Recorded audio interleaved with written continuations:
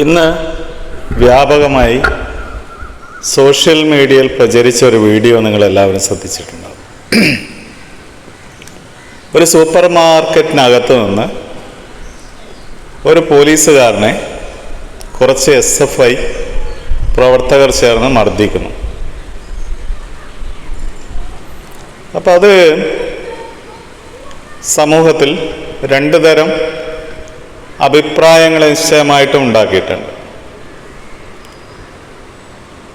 പോലീസുകാരനെ മർദ്ദിക്കാമോ, അല്ലെങ്കിൽ നിയമം കയ്യിലെടുക്കാൻ പാടുണ്ടോ എന്നൊക്കെയുള്ള ചോദ്യങ്ങൾ. അതേപോലെ തന്നെ നേരെ തിരിച്ചും ആ പോലീസുകാരൻ വളരെ മോശപ്പെട്ട ഒരാളാണ്, അയാൾ മർദ്ദനം അർഹിക്കുന്ന ഒരാളാണ് എന്ന രൂപത്തിലുള്ള അഭിപ്രായങ്ങളുമുണ്ട്. അപ്പം എന്തായാലും പോലീസുകാരനെ മർദ്ദിച്ചത് ഒരു കുറ്റകൃത്യമാണ്. ആ കുറ്റകൃത്യം ഏത് കുറ്റകൃത്യവും നമ്മളതിൻ്റെ വേരുകളിലേക്ക് അന്വേഷിച്ച് പോവുക എന്നുള്ളത് അനിവാര്യമാണ്. ഏത് ക്രൈമിലും ആ ക്രൈം ഇൻവെസ്റ്റിഗേഷൻ അല്ലെങ്കിൽ അതിനെ അനലൈസ് ചെയ്യുന്ന സമയത്ത് അതിൻ്റെ വേരുകളിലേക്ക് പോവുക എന്നുള്ളത് ഒരു പരിഷ്കൃതമായ രീതിയാണ്. അപ്പം എന്തുകൊണ്ടാണ് SFI കുട്ടികൾ ഈ പോലീസുകാരനെ മർദ്ദിച്ചത്? അപ്പോൾ സ്വാഭാവികമായിട്ട് എന്താണ്, ഈ പോലീസുകാരൻ മറ്റൊരു സന്ദർഭത്തിൽ ഒരു മാളിൽ വെച്ചിട്ട് അകാരണമായി ഈ കുട്ടികളെ ആക്രമിക്കുന്നുണ്ട്, ലാത്തി കൊണ്ട് ആക്രമിക്കുന്നുണ്ട്. അപ്പം ആ ഒരു പ്രകോപനാണ് പിന്നീട് ഈ സൂപ്പർ മാർക്കറ്റിലുള്ള ഇത്തരത്തിലുള്ള ഒരു കുറ്റകൃത്യത്തിലേക്ക് അല്ലെ പ്രതികരണത്തിലേക്ക് നയിച്ചത്. ഞാൻ ചിന്തിക്കുന്നത് ഇതിനെ മറ്റൊരു രൂപത്തിലാണ്. ഇപ്പം നമ്മുടെ ഫ്യൂഡൽ കാലത്ത്, സ്വാതന്ത്ര്യത്തിനൊക്കെ മുമ്പുള്ള കാലത്ത് ജന്മികളുടെ ഗുണ്ടകളായിട്ട് കുറേ ആൾക്കാരുണ്ട്. അവരാണ് സത്യത്തിൽ ആ നാട്ടിലെ നീതി നിർവഹണം ഒരു തരത്തിൽ നടത്തിയത്. ജന്മിയുടെ ആവശ്യപ്രകാരം അല്ലെ നാടുവാഴിയുടെ ആവശ്യപ്രകാരം ആ നാട്ടിലെ നീതി നിർവഹണം നടത്തിയത് ഈ ഗുണ്ടകളാണ്, ജന്മിയുടെ ഗുണ്ടകളാണ്.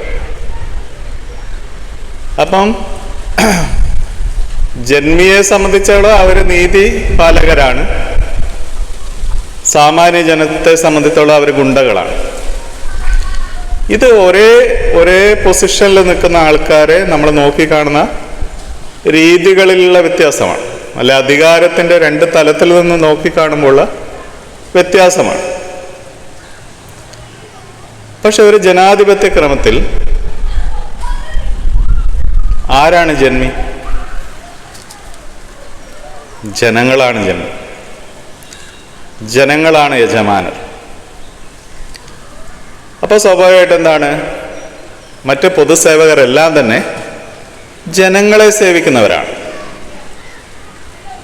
ഈ മൂല്യബോധം അഡ്മിനിസ്ട്രേറ്റീവ് തലത്തിലേക്ക് ഉൾക്കൊള്ളാൻ കഴിഞ്ഞിട്ടില്ലെങ്കിൽ നമ്മൾ എത്ര കാലം ജനാധിപത്യം എത്ര കാലമായി എന്ന് പറഞ്ഞാൽ പോലും അതൊരു ജനാധിപത്യമല്ല, ജനാധിപത്യ വ്യവസ്ഥയല്ല, ജനാധിപത്യ ഭരണക്രമമല്ല.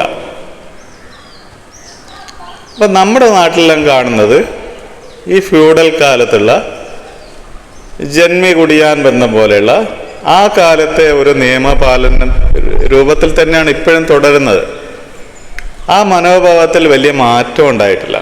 നമ്മൾ ജനമൈത്രി എന്നൊക്കെ പറയുമെങ്കിലും നീതിപാലനം എന്നുള്ളത് ഇപ്പോഴും അധികാരം ഇമ്പോസ് ചെയ്യാൻ പറ്റുന്ന ഒരു തലമായിട്ടാണ് ഇപ്പോഴും ആൾക്കാർ കാണുന്നത്. അധികാരികളുടെ താല്പര്യത്തിനായി ജനതയ്ക്ക് മേൽ അധികാരം ഇമ്പോസ് ചെയ്യാൻ പറ്റുന്ന ഒരു സിസ്റ്റം എന്ന രൂപത്തിലാണ് ഇപ്പോഴും നീതിപാലനം നടക്കുന്നത്. എന്നാൽ പരിഷ്കൃത സമൂഹങ്ങളിലൊന്നും അങ്ങനെയല്ല. പോലീസിങ് എന്നുള്ളത് വളരെ മനോഹരമായിട്ട് നടക്കുന്ന എത്രയോ സമൂഹം നമ്മുടെ ഈ ലോകത്ത് നിലവിലുണ്ട്. അവിടെയൊന്നും ഫ്യൂഡൽ വാല്യൂകളില്ല, സമൂഹത്തെ ഭരിക്കുന്ന ഫ്യൂഡൽ മതവാല്യൂകളില്ല. ഈ സംഭവം ലാസ്റ്റ് ചെയ്യുന്നുള്ളൂ, ഈ ഫ്യൂഡൽ മതമൂല്യങ്ങൾ ലാസ്റ്റ് ചെയ്യുന്നിടത്തോളം കാലം നമ്മുടെ സിസ്റ്റത്തിൻ്റെ ജനാധിപത്യവൽക്കരണം വലിയ പ്രതിസന്ധി നേരിട്ടുകൊണ്ടിരിക്കും. അപ്പോൾ ഈ ജനാധിപത്യവൽക്കരണ പ്രതിസന്ധിയാണ് ശരിക്കും പോലീസിങ്ങിൻ്റെ ഇത്തരം ബിഹേവിയറിന് കാരണം. ഒരു സമൂഹത്തിൽ റെസ്പോൺസിബിളായി പെരുമാറാനുള്ള ചുമതല പോലീസിന് തന്നെയാണ്. അവർ പൊതുസേവകരാണ്, നമ്മുടെ സമൂഹത്തിൻ്റെ സേവകരാണ്. അപ്പോൾ ആ നിലയ്ക്ക് ഏറ്റവും കൂടുതൽ ജനാധിപത്യ ഘടനയുടെ മൂല്യങ്ങൾ ഉൾക്കൊള്ളേണ്ടതും അത് ജനങ്ങളെ ശീലിപ്പിച്ചെടുക്കേണ്ട ഉത്തരവാദിത്തം അധ്യാപകർക്കെന്ന പോലെ പോലീസിനുമുണ്ട്. അവർ ആ രൂപത്തിലേക്ക് മാറാത്തിടത്തോളം കാലം നമ്മുടെ സമൂഹം ആ ഫ്യൂഡൽ ജന്മി മൂല്യബോധത്തിൽ നിന്ന് പുറത്തു കടക്കില്ല. കാരണം നമ്മുടെ സമൂഹം ഇപ്പോൾ പോലും എന്താണ്, ഈ ജന്മി ഫ്യൂഡൽ മൂല്യങ്ങൾ ഉൾക്കൊള്ളുന്ന അധികാരി വർഗത്തെ സ്ഥാപിച്ചുകൊണ്ടിരിക്കുകയാണ്. അങ്ങനെ സ്ഥാപിച്ചുകൊണ്ടിരിക്കുകയാണ്. അപ്പം അങ്ങനെ സ്ഥാപിക്കുന്നത് എന്താണെന്ന് പറഞ്ഞാൽ ഈ അടിമബോധം പുലർത്തുന്ന ജനതയുള്ളതുകൊണ്ട് ആ ജനതയെ നമ്മൾ ജനാധിപത്യ സിസ്റ്റത്തിലേക്ക്, ജനാധിപത്യ സംവിധാനത്തിന് പാകമാവുന്ന രീതിയിൽ മാറ്റി തീർത്തിട്ടില്ലെങ്കിൽ ഈ പ്രശ്നം സങ്കീർണമായി കൊണ്ടേയിരിക്കും. അപ്പോൾ ഒരു നല്ല പോലീസുകാരൻ ഒരു ജനാധിപത്യ മൂല്യം ഉൾക്കൊള്ളുന്ന ഒരു പോലീസുകാരന് നിലവിലെ സിസ്റ്റത്തിൽ വർക്ക് ചെയ്യാൻ തന്നെ ബുദ്ധിമുട്ടായിരിക്കും. അപ്പോൾ ഒരു വലിയ പ്രശ്നമാണ്. അപ്പോൾ അത് കേവലം നമ്മൾ SFIക്കാരെയോ ഒന്നും കുറ്റം പറഞ്ഞിട്ട് ഒരു കാര്യമില്ല. നമ്മുടെ സംവിധാനങ്ങളെ നവീകരിക്കുന്നതിൽ നമ്മൾ വരുത്തുന്ന ഗുരുതരമായ പാകപ്പിഴകളാണ് ഇത്തരം പെരുമാറ്റങ്ങൾക്ക്, അത് കുട്ടികളുടെ ഭാഗത്തു നിന്നായാലും പോലീസിൻ്റെ ഭാഗത്തു നിന്നായാലും ഉള്ള ഇത്തരം പെരുമാറ്റങ്ങൾക്ക് പ്രധാന കാരണം. ഇതാണ് എനിക്ക് പറയാൻ. നന്ദി, നമസ്കാരം.